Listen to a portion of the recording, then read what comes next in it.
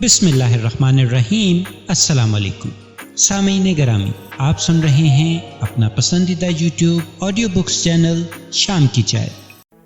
سامعین گرامی، کہانی ہے سلطان نور الدین زنگی، مصنف کا نام اسلم راہی ایم اے، اور آج ہم آپ کو اس کی قسط نمبر 10 سنائیں گے۔ سب سے پہلے زخمیوں کی دیکھ بھال کی گئی، اس کے بعد سلطان کے سامنے جوزلین کو پیش کیا گیا۔ اس وقت سلطان کے پہلو میں شیر کوہ مجدد الدین اور دیگر سارے سالار کھڑے تھے۔ سلطان نور الدین تھوڑی دیر تک سر سے پاؤں تک جوزلین کا جائزہ لیتا رہا، پھر کسی قدر طیش بھری آواز میں سے مخاطب کر کے کہنے لگا، تو ہے جوزلین نام کا وہ شیطان جو مسلمانوں کے خون کی حدت میں علم ناکیاں اور رگوں میں اندھی اداسیاں اتارتے ہوئے فخر محسوس کرتا تھا۔ تو ایک مدت تک، صدیوں کے زنگ آلود صحرا تک مجھ سے بچتا رہا۔ آج دیکھ، میں نے تیرے شوق ادراک کو اندھا، تیری عقل کی معراج کو گمراہ اور تیری تدبیر کے شیشے کو کند کر دیا ہے، اور تو ہمارے سامنے اپنے مقدر کی جنگ ہار چکا ہے۔ ذرا اپنی حالت کا جائزہ لے اور خود اندازہ لگا کہ کیا ہم نے تیری ذات کے حصار میں شکست و ریخت کے لمحے، تیرے دل کے آبگینے میں شکست خوردہ اوہام کے زنگار نہیں بھر کے رکھ دیے؟ تو بڑی عقل اور تعصب رکھنے والا شخص تھا، آج تو گردن جھکائے کیوں کھڑا ہے؟ تیری آنکھوں کی پتلیوں میں خوف، تیرے چہرے پر مرگ کی سیاہی اور جسم پر لرزش کیوں ہے؟ جوزلین، تو کالے سایوں کا راج بن کر صلیبیوں کے لیے ایک عہد ساز شخصیت بننے کا تہیہ کیے ہوئے تھا۔ تو کالی خاموشیوں میں مسلمانوں کے لیے طیش کے انگارے، وحشت کی پت جھڑ پھیلانے پر فخر محسوس کرتا تھا۔ اب تو خشک پتوں کی لاشوں کی طرح چپ کیوں ہے؟ سلطان نور الدین زنگی کی اس گفتگو کا جب جوزلین نے کوئی جواب نہ دیا، تب سلطان تھوڑی دیر تک خاموش رہا، پھر کسی قدر دھیمے لہجے میں کہنے لگا، اگر میں تیرے ماضی کے اعمال کو سامنے رکھوں، مسلمانوں کے خلاف تو نے جو کاروائیاں کی، ان کا حساب لوں، تو اس قابل ہے کہ میں ابھی اٹھ کر اپنی تلوار سے تیرا سر قلم کر دوں، لیکن میں ایسا نہیں کروں گا۔ تجھے صلیبیوں کے لیے ایک عبرت اور درس آمیزی بناؤں گا، ساتھ ہی تجھے یہ بھی احساس دلاؤں گا کہ اوروں کو اذیت میں ڈالنے والوں کا اپنا کیا حشر ہوتا ہے۔ سلطان نور الدین زنگی نے جواں مردی کا ثبوت دیتے ہوئے جوزلین کے خون سے ہاتھ نہیں رنگے، تاہم مسلمانوں کے مفاد کی خاطر وہ جوزلین کو آزاد بھی نہیں کر سکتا تھا، کھلا بھی نہیں چھوڑ سکتا تھا۔ چنانچہ اس نے حکم دیا کہ اس کو حلب کے زندان کی طرف بھجوا دیا جائے، اور جہاں اسے رکھا جائے وہاں زندان کے اس حصے کی کڑی نگرانی کی جائے۔ اس شکست کے بعد جوزلین 9 برس تک حلب کے قید خانے میں زندہ رہا۔ اس دوران وہ اوروں کے لیے عبرت خیزی کا سامان بن گیا، اس لیے کہ وہ زندان میں اپنی بصارت سے ہاتھ دھو بیٹھا اور انتہائی قسم و پرسی کے عالم میں اسی زندان کے اندر ایڑیاں رگڑ رگڑ کر مر گیا۔ اس طرح اس شیطان صفت انسان نے اپنے زمانہ اقتدار میں مسلمانوں پر جو مظالم ڈھائے تھے، قدرت نے زندان میں اسے عبرتناک سزا سے دوچار کر دیا تھا۔ صلیبیوں کو عبرتناک شکست دینے، اپنے زخمیوں کی دیکھ بھال اور جوزلین کا معاملہ نمٹانے کے بعد دشمن کی ہر چیز پر قبضہ کر لیا گیا تھا۔ پھر سلطان نے میدان جنگ سے کوچ کیا اور الربا شہر کے باہر اس نے اپنے لشکر کو پڑاؤ کرنے کا حکم دے دیا تھا۔ شاید سلطان چند دن وہاں قیام کر کے اپنے لشکر کو آرام فراہم کرنے کے ساتھ ساتھ یہ بھی اندازہ لگانا چاہتا تھا کہ صلیبی اب مسلمانوں کے خلاف یہاں اور کس طرف جمع ہونا شروع ہوئے ہیں۔ کارلوس، ازبیل، مرسینا، جمارا اور مشال سب نشست گاہ میں بیٹھے باہم گفتگو کر رہے تھے کہ نشست گاہ میں سمرون داخل ہوا۔ وہ بے حد خوش تھا، مسکراتے ہوئے آ رہا تھا۔ سب نے اس کی طرف ایک جستجو کے انداز میں دیکھا۔ جب وہ اپنے بھائی کارلوس کے قریب آ کر بیٹھ گیا، تب کچھ دیر کے لیے کمرہ میں خاموشی رہی۔ سب اس کی طرف دیکھ رہے تھے، جبکہ اس کے لبوں پر ابھی بڑی خوشگوار مسکراہٹ تھی۔ پھر کارلوس نے اسے مخاطب کرنے میں پہل کی، بھائی، جس وقت تم کمرے میں داخل ہوئے تو اس وقت بھی اور اب بھی میں دیکھتا ہوں تمہارے چہرے پر معمول کے خلاف انتہا درجہ کی ایک خوشگوار مسکراہٹ ہے۔ کیا کوئی خاص بات ہے؟ سمرون مسکرایا اور کہنے لگا، واقعی خاص بات ہے۔ اگر ہے تو ہمیں بھی بتاؤ تاکہ ہم بھی آپ کی طرح مسکرائیں، کارلوس نے ہلکا سا کہا لگا کر کہہ دیا تھا۔ اس پر سمرون نے سب پر ایک گہری نگاہ ڈالی، پھر وہ کہہ رہا تھا، اچھی خبر یہ ہے کہ آج رات کے پچھلے پہر سلطان نور الدین زنگی نے اپنے لشکر کے ساتھ الربا شہر کے باہر پڑاؤ کیا ہے۔ لشکر میں مجدد الدین، شمس الدین اور خطلخ شامل ہیں۔ میں مغرب کی نماز ادا کرنے کے لیے جب مسجد میں گیا تو وہاں جو مجھے زندگی کا سب سے بڑا خوشگوار واقعہ پیش آیا وہ یہ کہ وہاں مسجد میں میری ملاقات مجدد الدین، شمس الدین اور خطلخ تینوں سے ہو گئی۔ نماز ہم تینوں نے اکٹھے ادا کی، پھر مسجد سے باہر نکل کر بھی کچھ دیر ہم گفتگو کرتے رہے۔ وہ مجھے گزشتہ جنگ کے حالات تفصیل کے ساتھ سناتے رہے۔ اس جنگ کی ابتدا میں مجدد الدین نے انفرادی مقابلے پر آنے والے 2 صلیبیوں کو لمحوں کے اندر موت کے گھاٹ اتار دیا تھا۔ اس کے بعد سمرون جوزلین کے ساتھ ہونے والی جنگ کی پوری تفصیل سنا رہا تھا۔ جب وہ سنا چکا تو کارلوس نے شکووں بھری آواز میں سے مخاطب کیا، بھائی تم نے مسجد میں ان کے ساتھ نماز بھی ادا کی، باہر نکل کر ان سے گفتگو بھی کرتے رہے، انہیں اپنے ساتھ ہی لے کر آتے نا، اگر ساتھ نہ لا سکتے تو پھر کم از کم انہیں اپنے ہاں آنے کی دعوت تو دیتے، ان کے ساتھ آخر ہمارا ایک رشتہ ہے، ایک نہیں کئی رشتے ہیں۔ اس پر سمرون نے ہلکا سا کہکہا لگایا، کہنے لگا، کارلوس میرے بھائی تم کیا خیال کرتے ہو کہ میں نے ایسا نہیں کیا ہوگا؟ میں تو انہیں کھینچ کر اپنے ساتھ لانا چاہتا تھا، لیکن مجدد الدین کہنے لگا کہ لشکر میں تھوڑے سے امور نمٹانے ہیں، جس کے بعد وہ تینوں یہاں آئیں گے۔ انہوں نے مجھ سے یہ بھی وعدہ کیا ہے کہ وہ رات کا کھانا تینوں یہاں ہمارے ساتھ کھائیں گے۔ سمرون کے ان الفاظ پر مرسینہ اور جمارہ دونوں کی حالت ایسی ہو گئی تھی جیسے دیمک آلود در و بام پر دستک دیتی تیز ہواؤں کے جھکڑوں میں در و دیوار پر دمادم رقص کرتی ہوئی چاندنی کی صورت اختیار کر گئی ہوں۔ وہ امیدوں کے ایوانوں میں خوابوں کے پھولوں جیسی خوشگوار ہونٹوں سے ٹپکتے نرم بوسوں جیسی خوشکن ماورائے بیان پر پرخمار مسرت جیسی آسودہ اور افق با افق پہلی شفق شمائل بہار اور سحاب رحمت جیسی آسودہ دکھائی دے رہی تھی۔ کچھ دیر خاموش رہنے کے بعد سمرون نے پھر اپنے بھائی کارلوس کی طرف دیکھتے ہوئے کہنا شروع کیا، بھائی میں نے تم لوگوں کو اپنی خوشی کی وجہ تو بتا دی ہے کہ مجدد الدین، شمس الدین اور خطلخ کی آمد ہی میری خوشی کا باعث ہے۔ اب ان سے علیحدہ ہونے کے بعد میں ایک موضوع پر سوچتا آ رہا ہوں اور اس سلسلے میں آپ سب لوگوں سے مشورہ کرنا چاہتا ہوں۔ اس وقت تینوں بیٹیاں بھی یہاں بیٹھی ہوئی ہیں، ازبل بھی ہے، اس لیے میں چاہتا ہوں کہ جس فیصلے پر میں غور و خوض کرتا آ رہا ہوں اس پر سب مل کر کوئی متفقہ فیصلہ کرتے ہیں۔ سمرون جب رکا تو کسی قدر پریشانی کا اظہار کرتے ہوئے ازبل بول پڑی، کیا کوئی نئی آفت اٹھنے والی ہے جو ہم سب نے مل کر فیصلہ کرنا ہے؟ اگر کوئی بری خبر آنے والی ہے تو میرے خیال میں وہ رہنے دیں، نہ ہی سنائیں۔ سمرون نے اپنی جگہ پر پہلو بدلا، پھر کہنے لگا، نہیں یہ کوئی بری خبر نہیں ہے، میرے نقطۂ نظر سے ایک اچھا ہی فیصلہ ہوگا، بشرط یہ کہ ہم سب اس پر متفق ہو جائیں۔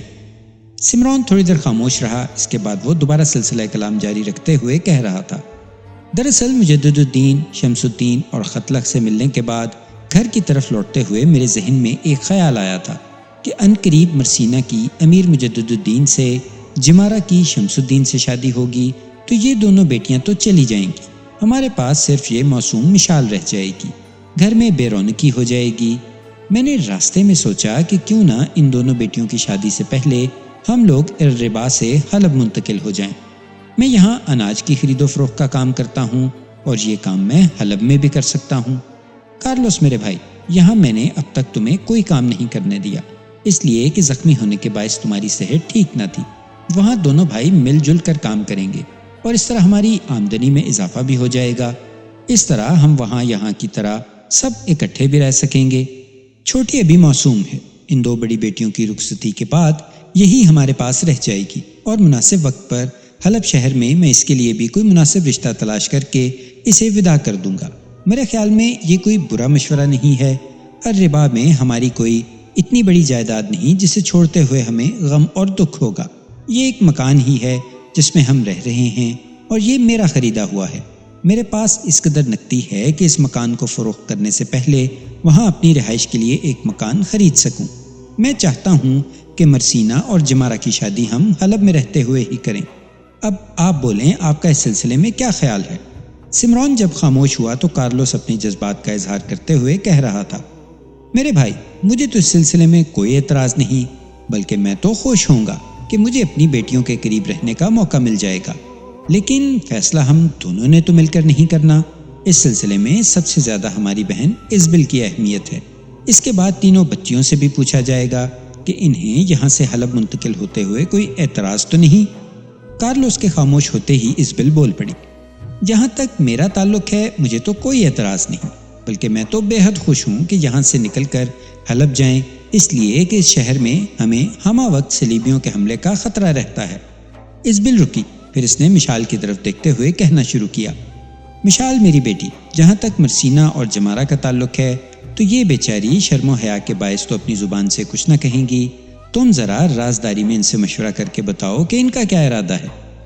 ازبل کے ان الفاظ پر کارلوس اور سمرون دونوں مطمئن دکھائی دے رہے تھے۔ پھر مشال تھوڑی دیر تک مرسینہ اور جمارہ کے ساتھ خسر پسر کرتی رہی، پھر وہ بھی بے پناہ خوشی کا اظہار کرتے ہوئے کہہ رہی تھی، میرے ساتھ ساتھ یہ دونوں بھی خوش ہیں کہ ہم یہاں سے حلب سے منتقل ہو جائیں، لیکن مرسینہ کچھ تحقیقات اور خدشات کا بھی اظہار کرتی ہے۔ سمرون نے فوراً مرسینہ کی طرف دیکھتے ہوئے پوچھ لیا، کون سے تحفظات؟ کیسے تحفظات؟ مشال پھر بول پڑی، کہنے لگی، مرسینہ کا کہنا ہے کہ پہلے اس سلسلے میں امیر مجدد الدین سے بات کی جائے، اگر انہوں نے ہمارا یہاں سے حلب منتقل ہونا پسند نہ کیا تب وہ ہمارے اس طرح منتقل ہونے کو کیوں ناپسند کریں گے؟ سمرون نے پرسکون انداز میں کہنا شروع کیا تھا، بہرحال اگر یہ تم لوگوں کے تحفظات ہیں تو تھوڑی دیر تک مجدد الدین نے یہاں آنا ہے تو اس سے بھی پوچھ لیں گے، بلکہ میں شمس الدین سے کہوں گا، یا مشال تم خود ہی شمس الدین سے کہنا کہ وہ اس سلسلے میں مجدد الدین سے بات کرے، میرے خیال میں ان کی آمد پر یہ مسئلہ بھی حل ہو جائے گا۔ اب وقت ضائع نہ کرو، وہ آنے والے ہوں گے، تینوں بہنیں اٹھو اور مطبخ میں جا کے کھانا تیار کرو۔ اس کے ساتھ ہی سمرون کے کہنے پر وہ تینوں اٹھ کر باہر نکل گئی تھیں۔ کچھ دیر تک وہ کھانا تیار کرتی رہیں۔ کھانا تیار کرنے کے بعد وہ تینوں وہیں مطبخ میں بیٹھ کر باہمی گفتگو کرنے لگی تھیں، یہاں تک کہ بیرونی دروازے پر دستک ہوئی۔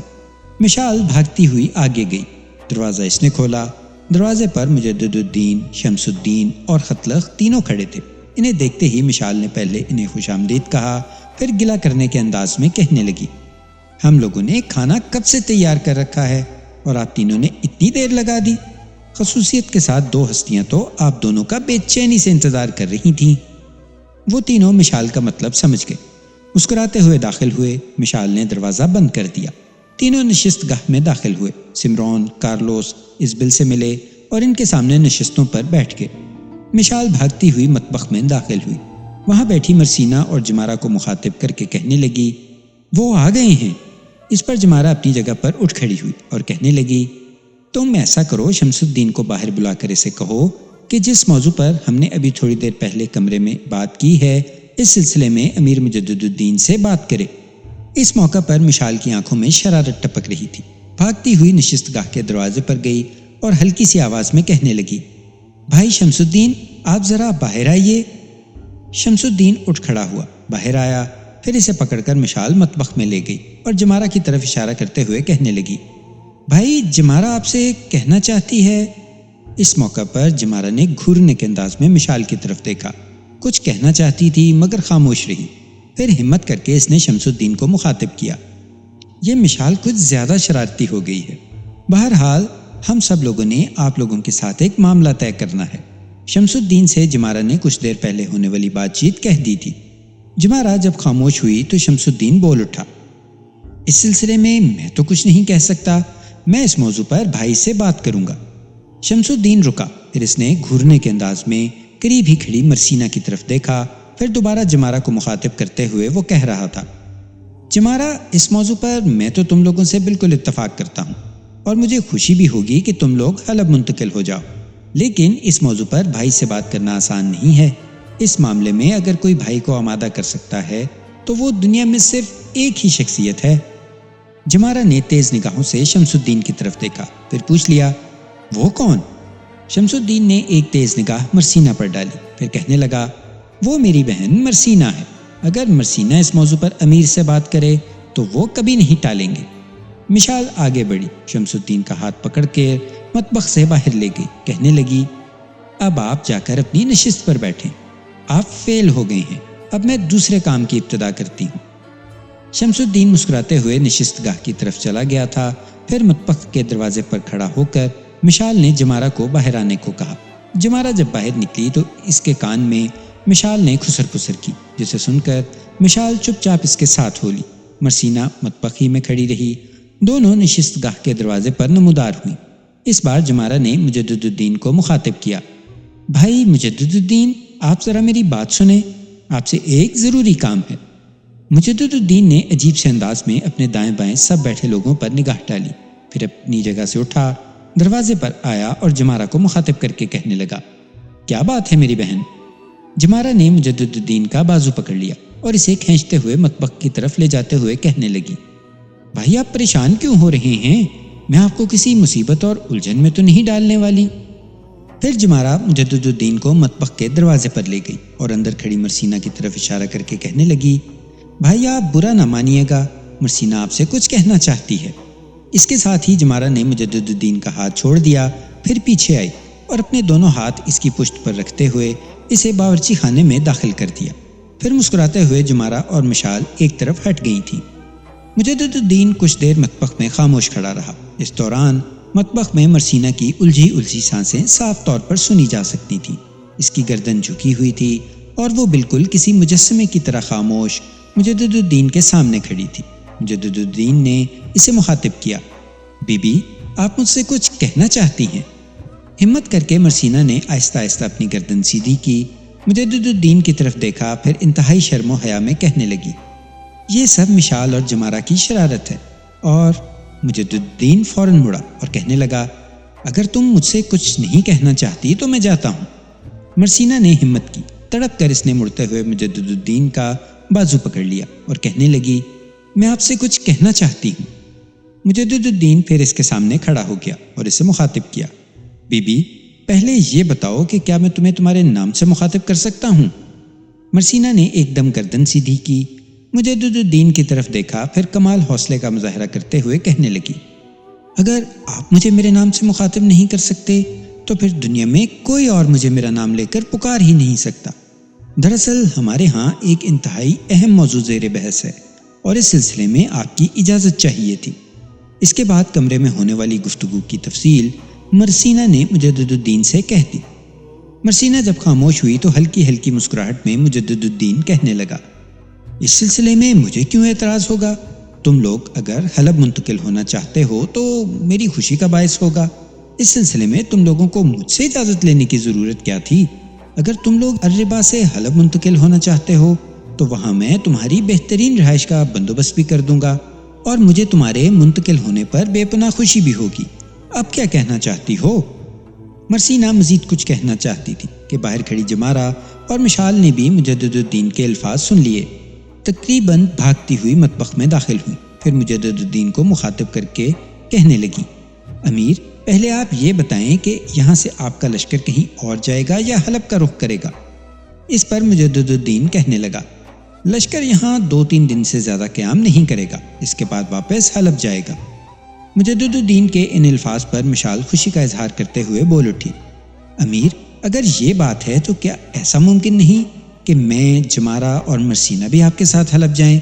دراصل ہم لوگ آپ کی ماں، پھوپھی اور پھوپھی زاد بہن عبیدہ سے ملنا چاہتی ہیں۔ مشال جب خاموش ہوئی تو مسکراتے ہوئے مجدد الدین کہنے لگا، تم تینوں ہمارے ساتھ چلنا چاہتی ہو تو چلو، تمہارا وہاں جانا بھی ہمارے لیے خوشی کا باعث ہوگا۔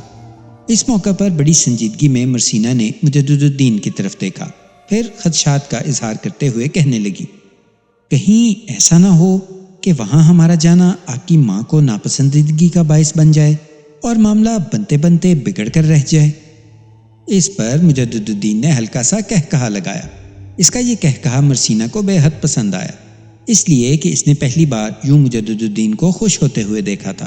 پھر مجدد الدین نے اسے مخاطب کیا، مرسینہ بات یوں ہے کہ تم لوگوں نے ابھی تک میری ماں کو دیکھا ہی نہیں، نہ اس کے مزاج کا اندازہ لگایا ہے۔ اگر تم تینوں وہاں جاتی ہو تو یاد رکھنا کہ وہ ایسی خوش ہوگی کہ اس کی خوشی کی کوئی انتہا اور اتھا ہی نہیں ہوگی۔ بہرحال اگر تم تینوں جانا چاہتی ہو تو اس سلسلے میں محترم سمرون اور کارلوس سے بات کر لینا، ہم تمہیں اپنے ساتھ لے جائیں گے۔ مرسینہ چاہتی تھی کہ مجدد الدین کچھ دیر اور اس کے پاس مطبخ میں رہے، لہٰذا اسے باتوں میں الجھانے کے لیے وہ پھر بول پڑی، کیا ایسا ممکن نہیں کہ آپ خود میرے بابا اور تایا سے بات کریں؟ ہم حلب جانے کی بات کریں تو ہو سکتا ہے وہ ٹال دیں۔ اگر آپ کہیں گے تو مجھے یقین ہے کہ وہ کبھی نہیں ٹالیں گے اور اسی وقت ہمیں آپ لوگوں کے ساتھ بھیجنے پر رضامند ہو جائیں گے۔ مجدد الدین مسکرایا، پھر مرسینہ کو مخاطب کر کے کہنے لگا، مرسینہ میں تو یہی سمجھ رہا تھا کہ تمہارے منہ میں زبان ہی نہیں اور تم بولتی ہی نہیں ہو، لیکن چہکتے ہوئے مرسینہ بھی جواب میں بول پڑی، امیر میں بھی یہی خیال کرتی تھی کہ آپ بولتے ہی نہیں ہیں، لیکن اب پتہ چلا کہ جب آپ بولتے ہیں تو خوب بولتے ہیں۔ اس پر سب ہنس دیے۔ پھر مجدد الدین کہنے لگا، اچھا میں وہاں جا کر بیٹھتا ہوں، پہلے کھانے کے برتن وہاں لگاؤ، کھانا کھانے کے بعد اس موضوع پر میں گفتگو کروں گا۔ مرسینہ، جمارہ اور مشال مان گئی۔ پھر مجدد الدین وہاں سے چلا گیا۔ انہوں نے بھی مطبخ سے کھانے کے برتن اٹھائے اور نشست گاہ میں لگائے۔ سب نے اکٹھے بیٹھ کر کھانا کھایا۔ پھر جب مرسینہ، جمارہ اور مشال تینوں برتن اٹھا کر مطبخ میں رکھائیں اور دوبارہ نشست گاہ میں آ کر بیٹھ گئیں، تب سمران کو مخاطب کرتے ہوئے مجدد الدین نے مطبخ میں ہونے والی گفتگو کی تفصیل کہہ دی۔ جواب میں سمران نے کچھ سوچا، پھر کہنے لگا، امیر مجدد الدین، لگتا ہے آپ ہمارے سارے کام ہی آسان کرتے جا رہے ہیں۔ میرے خیال میں اگر آپ ان تینوں کو اپنے ساتھ لے جانے پر رضامند ہیں تو ازبل کو بھی اپنے ساتھ ہی لے جائیں، باقی میں اور کارلوس دونوں رہ جائیں گے۔ ہم اس گھر اور اس کے اندر جو سامان ہے بیچ کر وہاں آ جائیں گے۔ ساتھ ہی میں آپ سے یہ بھی کہوں گا کہ وہاں ہماری رہائش کے لیے کوئی مکان بھی تلاش کیجیے گا، زیادہ مہنگا نہ ہو۔ اس پر مجدد الدین فوراً سمران کو مخاطب کرتے ہوئے کہنے لگا، آپ کو وہاں مکان خریدنے کی ضرورت نہیں پڑے گی۔ دراصل آپ لوگوں میں سے کسی نے بھی ہماری رہائش نہیں دیکھی ہوئی۔ ہماری رہائش یوں جانے ایک کھلا اور وسیع احاطہ ہے، جس کے اندر کافی پھلدار درخت بھی ہیں، کافی کھلی جگہ پڑی ہوئی ہے، اور پچھلے حصے میں جو رہائش گاہیں ہیں وہ 4-4 5-5 کمروں پر مشتمل ہیں۔ ایک میں ہم اور ہماری ماں رہتے ہیں اور دوسرے حصے میں صرف پھوپھی اور ان کی بیٹی رہتی ہیں۔ جس مکان میں آپ بیٹھے ہیں اسے بیچ کر جب آپ حلب پہنچیں گے تو پھوپھی کو ہم اپنے پاس لے آئیں گے، اس لیے کہ خطلخ اور ابیرہ کی شادی کے بعد پھوپھی وہاں اکیلی تو نہیں رہ سکیں گی، لہٰذا شادی سے پہلے ہی ہم پھوپھی کو اپنے ہاں لے آئیں گے۔ وہ حصہ جو 5 کمروں پر مشتمل ہے بالکل خالی ہو جائے گا۔ دراصل ہمارا اور پھوپھی کا مکان یوں جانے ایک ہی کھلی احاطے میں ہے، جس کے آگے میدان کی صورت میں کھلا صحن ہے، جہاں پھلدار درختوں کے علاوہ اکثر و بیشتر ہماری ماں اور پھوپھی سبزیاں بھی لگاتی رہتی ہیں۔ ہم تینوں چونکہ باہر رہتے ہیں، اس لیے اس کام میں زیادہ تر ابیرہ ہی ہماری ماں اور اپنی ماں کی مدد کرتی ہے۔ کبھی کبھی اگر حالات ٹھیک نہ ہوں تو صرف میں اور خطلق ہی لشکر میں شامل ہوتے ہیں۔ شمس الدین کو ہم گھر چھوڑ آتے ہیں۔ مجدد الدین جب خاموش ہوا تو سمران بول پڑا، مجدد الدین بیٹے، میں تمہاری اس تجویز سے اتفاق نہیں کرتا، اس لیے کہ تمہاری پھوپھی اور اس کی بیٹی کو وہاں سے نکال کر تمہارے ہاں منتقل کرنا ایک بڑا معیوب قدم ہوگا، اور پھر ایسا ہے کہ شادی کے بعد تم تینوں بھائی اس حصے میں نہیں رہ سکتے۔ میں چاہتا ہوں کہ شادی کے بعد خطلق اپنی بیوی کے ساتھ اپنی پھوپھی کے ہاں قیام کرے۔ ایسی صورت میں رہائش کا وہ حصہ جہاں تمہاری ماں رہتی ہے وہاں تم اور مرسینہ، شمس الدین اور جمارہ رہ سکو گے، لہٰذا ہمیں اپنی رہائش کا علیحدہ اہتمام کرنا ہوگا، جہاں میں، بھائی کارلوس، ازبل اور مشال رہ سکیں۔ مجھے امید ہے میرے بیٹے کہ تم بھی اور باقی سب لوگ میری اس تجویز سے اتفاق کرو گے۔ اس موقع پر مجدد الدین نے کچھ سوچا۔ کچھ دیر تک اس نے اپنے پہلو میں بیٹھے شمس الدین اور خطلق سے مشورہ کیا۔ اس کے بعد اس کے چہرے پر خوشگوار مسکراہٹ تھی اور وہ سمران کو مخاطب کرتے ہوئے کہہ رہا تھا، اگر آپ پھوپھی کے ہاں رہنا اچھا خیال نہیں کرتے، معیوب سمجھتے ہیں، تو اس سلسلے میں شمس الدین اور خطلق سے بات کر چکا ہوں۔ بہرحال جب آپ یہ مکان بیچ کر حلب میں آئیں گے تو آپ کو اپنی رہائش کے لیے ایک علیحدہ اور مناسب مکان ملے گا، اس کی میں آپ کو ضمانت دیتا ہوں۔ سمران اور کارلوس دونوں بھائیوں نے مجدد الدین کی اس تجویز کو قبول کر لیا۔ پھر مجدد الدین اٹھ کھڑا ہوا اور کہنے لگا، ہم تینوں بھائی اب جاتے ہیں، 2 دن بعد لشکر یہاں سے کوچ کرے گا۔ میں تو لشکر کے انتظام کے سلسلے میں یہاں نہ آ سکوں گا، اس لیے اب میں آپ سے مل کر جا رہا ہوں۔ شمس الدین آئے گا اور مرسینہ، مشال، جمارہ اور خالہ ازبل کو اپنے ساتھ ہی لے جائے گا۔ اب ہمیں اجازت دیں، ہم جاتے ہیں۔ اس کے ساتھ ہی سمران اور کارلوس دونوں اٹھ کر باری باری سب سے ملے۔ اس موقع پر جمارہ کی نگاہیں شمس الدین پر، جبکہ مرسینہ بیچاری کی اداس نگاہیں مجدد الدین پر جمی ہوئی تھی۔ آنکھوں ہی آنکھوں میں سب نے ایک دوسرے کو الوداع کیا، پھر تینوں وہاں سے چلے گئے۔ 2 دن بعد لشکر نے الربا سے حلب کی طرف کوچ کیا، اس حالت میں کہ مجدد الدین، شمس الدین اور خطلق کے ساتھ ازبل، مرسینہ، جمارہ اور مشال بھی تھی۔ تو یہ تھی سامعین آج کی نشست، امید ہے آپ کو پسند آئی ہوگی۔ انشاءاللہ ملتے ہیں اگلی نشست میں۔ چینل کو سبسکرائب کریں، شیئر کریں اور کامنٹس میں اپنی رائے کا اظہار ضرور کریں۔ اللہ نگہبان۔